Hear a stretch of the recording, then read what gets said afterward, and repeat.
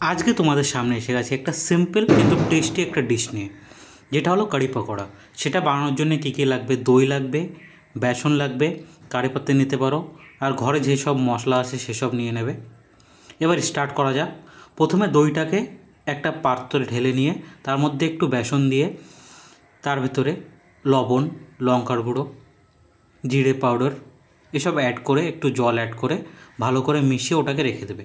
তারপর next step হলো আমাদের পকোড়া বানানো। পকোড়া বানানোর জন্য বেসন নিয়ে নেব, কাটা বারিক পেঁয়াজ নিয়ে নেব, ওর ভিতর ধনে পাতা দিতে পারো, কারি পাতা দিতে পারো, লবণ দেবো, হলুদ দেবো, একটু লঙ্কার গুঁড়ো দিয়ে তারপর ওটাকে ভালো করে মিক্স করে তেলে দিয়ে, গরম তেলে দিয়ে তারপর সেটাকে ফ্রাই করা হবে।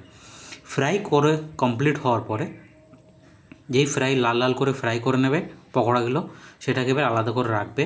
এবার আমরা যেই দইটা বানিয়েছিলাম, যে কারিটা বানিয়েছিলাম, তার তড়কা বানাতে হবে। তড়কা বানানোর জন্য কী করতে হবে?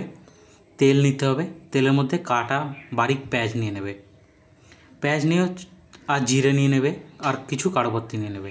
কাড়োপত্তি নিয়ে নেওয়া হয়ে গেল। এবার সেটাকে ভালো করে নেড়েচেড়ে একটু ফ্রাই করে নেবে। এবার দইটা, যেটা দই আর বেসন মিশিয়েছিলাম, সেটা একটু মোটা হয়ে গেছে, গাঢ় হয়ে গেছে, তো একটু জল মিশিয়ে ছাঁকনি দিয়ে ছেঁকে তারপরে কড়ার মধ্যে দেবে, না হলে কিন্তু ওটা দলা দলা থেকে যাবে। ছাঁকনি দিয়ে ছেঁকে পাতলা করে নেবে একটু।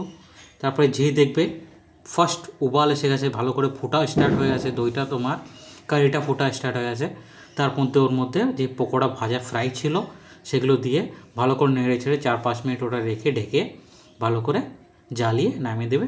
রেডি হয়ে যাবে তোমার কারি পকোড়া, খাওয়ার জন্য রেডি।